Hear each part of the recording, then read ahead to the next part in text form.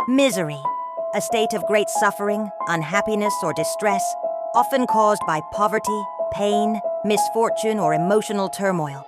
But it can also refer to a cause of suffering, or informally, a constantly unhappy person. It's an intense feeling or condition of being wretched, marked by anguish, woe, or extreme unhappiness.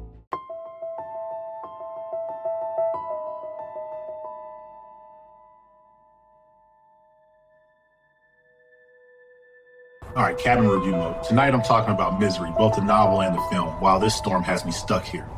Feels like the perfect setting, honestly. The story is all about confinement, obsession, the way somebody else's expectations can trap you. And in a space like this, with the wind clawing...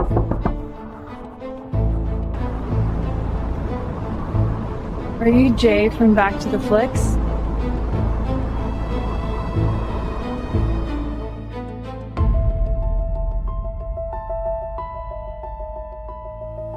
I need you to make it perfect. I don't know what I'll do if it's not perfect. I expect nothing less than your masterpiece.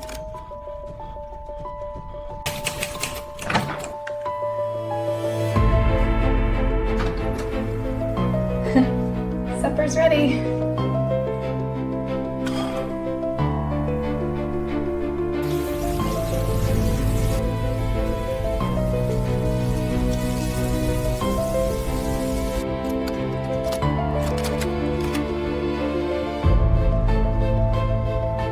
Alright, Flix Fam, real quick. If we're watching the thing, I just need all of y'all to understand something up front. If you call funny, I'm suspicious. If you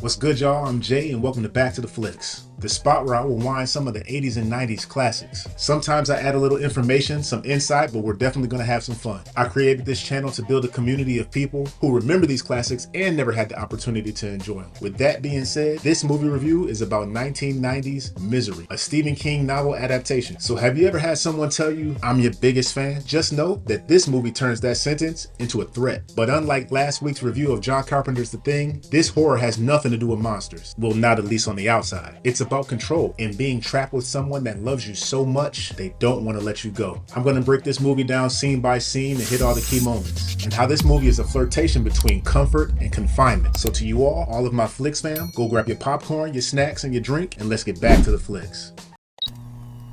Let's take a trip down memory lane. So hop in the whip, let's ride the wave. Destination set where classics were born. So kick up your feet and grab the popcorn. Blockbuster movies that swept the nation. Hit the like, subscribe, and notification. At the start of Misery, Paul is a man trying to finally take his life back. He's successful, sure, but he's also been trapped inside the same story for years, churning out book after book like he's on a treadmill he can't step off of. The fame is real, the money is real, but so is the feeling that he's been writing the same chapter over and over, just with different page numbers. And now he's finally done. He's just finished closing the book on the series that made him famous. Not because he hates it, but because he's outgrown it. You can feel the relief inside of this, almost palpable, like a guy who finally signed the paperwork, turned in the keys, and walked away from a job that's been eating him alive for the last few decades. He's ready to write something that actually thrills him, something that feels like it's his. So he leaves town under his familiar ritual, the one cigarette, the drive, and the quiet victory lap after delivering his final pages. It's a clean break, right? A fresh start, or at least that's what he thinks. Because the second he tries to move forward, the universe throws him into the kind of nightmare that twists the whole idea of being a writer into something dark. A story where the audience doesn't just read, they reach through the pages and grab you. This movie starts out with Paul closing a chapter in a novel that he's been writing for the last few years and opens up another chapter into the beginning of a new life. But what he doesn't know is that this chapter is the starting pages of his own personal horror movie. It literally flips him on his head and takes away his faculty and has him waking up in a situation that seems safe at first. But the more that Paul watches and realizes, you can see his brain catching up to his reality. He's injured, he's sedated, and he's in pain. And he's totally dependent on a complete stranger. Paul starts doing the quick math and the movie makes you feel every calculation, no dialogue needed. Even though this person saved your life and at a first glance, it appears that they're nursing you back to health. There's a certain underlying hint of terror in every word, in every expression, and in every loving touch. The classic case of out of the frying pan and into the fire. Annie reveals that she's Paul's biggest fan, not casually, like it's not only a title, but it's her job, and it comes with rights. That "I'm your #1 fan" line sends chills up my spine. Because to be honest, the phrase is harmless in real life. People say it at conventions, in the comments and DMs, but here it hits like a brand being burned into the skin. And what makes it so uncomfortable is how she says it, like she's in a relationship with it, as if it was mutual and that Paul should already understand the rule. Annie isn't asking for permission to be close to Paul. She's bringing him up to speed and letting him know what the reality is, which makes Paul pivot almost instantly. He can't react the way he really feels. He has to react the way he needs to. And that's the game. He's trapped in a room with someone who's emotionally unstable, and his safety depends totally on staying in her good graces. It's like doing customer service with your life on the line. And the dark part of this that always stands true is that some fans believe that because they've invested time, money, and emotions in you, that they deserve access to you. They also deserve to influence you, and that they deserve you in whatever platform you possess in only the way that they prefer. And even though potentially she has nefarious intentions, Annie's villainy isn't always loud. It's intimate. It's her smile, it's her caretaking, which is why this is so disturbing, because it's wrapped up in affection. Paul tries to orient himself, asks questions, and wants the basics: the phone, doctor, help, things of that nature. And Annie controls what he knows and when he knows it, which is very concerning. This cabin is a prison, but not the ones with bars and chains. Annie controls the information, she controls the time, and she controls what's normal. She literally controls the flow of Paul's reality. So just think about this. When you don't have your cell phone, when you don't have a clock available, and when you don't have contact with the outside world, your reality shrinks dramatically. And this puts Paul in a position where he's only control of these micro decisions. Does he ask for help again or access to a hospital? Does he pretend like he's fine or act weak? But all in all, he has to stay calm because every sentence he makes is a strategy. And it gets to the point where Annie's help becomes conditional, intensive care that can be revoked at any time. His literal survival rests entirely on his response. Because now that she has total control of his environment, even his comfort becomes suspicious. And you can feel Paul's dignity being squeezed, not just his body, but his autonomy, as he's slowly being reduced from a person to a pet project. Annie reads Paul's newest work and absolutely hates it. Not, "I didn't like the ending" hate, more like, "This is morally unacceptable" hate. She gets emotional, unstable, and unpredictable. And as someone in Paul's condition, nothing good can come from this. The moment that his writing becomes a part of his captivity is where misery turns from uncomfortable to terrifying. Because now it's not just about surviving an unstable person. It's about having your own identity being used against you. Paul is a writer. That's his power and his status in the world. He's the one that controls the story. And now that the tables are turned, Annie flips it, turns his writing into labor. It's now an unwanted obligation and something that's necessary to keep the peace. She frames it like it's a reasonable ask. She's the only other person that understands what this story should be. It's not coercion, it's correction. So now, not only is Paul trapped physically, he's trapped creatively, in a story that he's been longing to get away from. Annie forces Paul into a creative hostage situation. Write what she wants, the way she wants it, on her schedule, and under her direct supervision. So what I love about Paul in this movie is that his survival is mental. He can't overcome her with brute force, and he has no allies. He has pain, limited mobility, and a brain that refuses to give up. So he becomes a strategist in a chess game with potential lethal consequences. Instead of writing a character on a page, he has to write a character within himself, literally becoming someone else, because being himself can get him killed. This is a point where the movie starts to settle in, and we can see Paul start to negotiate for basic human rights. He's measuring his freedom in inches, and every little win is some temporary relief. He started to use his story instincts to survive, and his talent is saving him, but it's also trapping him, using his gift to buy just a little more time. It's at this point where Paul starts testing the limits, moving around, searching the drawers, trying to learn exactly what he's dealing with. Every moment the tension level is through the roof, like he's performing a tiny heist with every decision. I think that during this time, if I ran into Kathy Bates in person, I'd be terrified of her. She doesn't feel like a movie villain. She feels like a real person with real beliefs and real moods. She can be kind and comforting, and she can be almost childlike in how pleased she is with herself. And with no warning, she becomes rigid, cold, punishing. Her unpredictability is her greatest weapon, because if you can predict someone, you can plan around them. But if you can't, you're always stepping off on the wrong foot, just bracing and trying to wonder which version of them is coming through that door next. And her moral certainty makes her even scarier, because someone like this doesn't think they're evil. She believes she's correcting a wrong. She thinks she's protecting something pure. And it's that kind of certainty that is dangerous, because it justifies almost anything.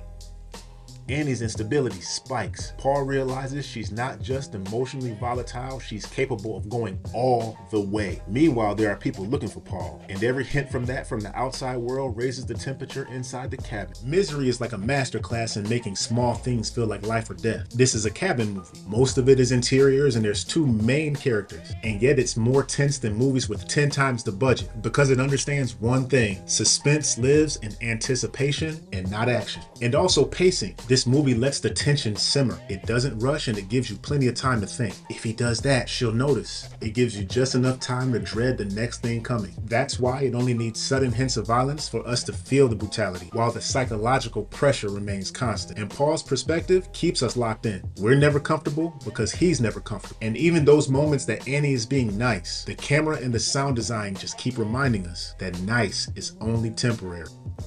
Paul has to make a move now. Not a clean, heroic move, but a desperate one. It's survival versus obsession in a space that's been rigged against him from the start. When the outside world starts sniffing around, the movie turns into a pressure cooker, because now that Annie's control is being compromised, there's no way she's going to take that gently. So now it's not just Paul's life on the line. It's anyone that comes along and threatens her peace. And Paul realizes that anyone that he reaches out to, he's potentially putting them in danger. He's left in a position where he's balancing two threats: the threat of doing nothing and staying captive, and the threat of doing something and triggering Annie. Because regardless of what he does, both paths feel like they end badly. Because when someone is obsessed, it doesn't fade politely. It tightens and doubles down. The tension is building yet again as we pray for a rescue, but we're also afraid of what comes next. It's help, but at what cost? This is it.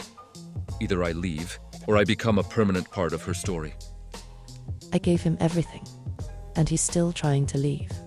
After all I've done, I can't let that happen. By the time we get to the end of this story, what sticks isn't just the events, it's the idea. Misery is about what happens when someone confuses love with entitlement, when admiration becomes a demand, and when a fan decides that the story belongs to them, and that the person behind that story does too. Parasocial relationships are harmless for the most part, and most fans aren't fanatics, but Annie was the worst version of that. She's what it looks like when someone believes that your works are only there to stabilize their existence, and if you change it, you're hurting them. Paul's arc is devastating because it starts out with him trying to break free of a story and ends up with him having to break free for his life. And even after the events of the cabin are behind him, he still doesn't feel like everything is okay. Almost like something inside of him was rewritten. And Misery lingers not just as a story or a movie, but something that makes you side-eye someone when they tell you that they're your number one fan.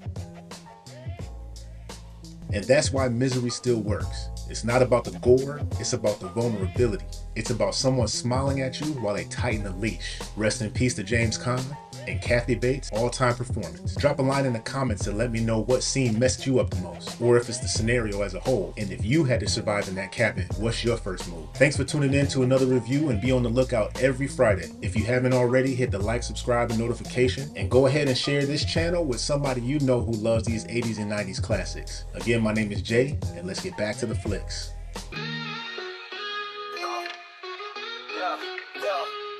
We're going back to the flicks, rewind and mix 80s flicks, family ties to the Netflix fix. Reliving those days with the little ones amazed in this retro way. Old classics paved the way. Back to the flicks, rewind and mix 80s flicks, family ties to the Netflix fix. Reliving those days with the little ones amazed in this retro way.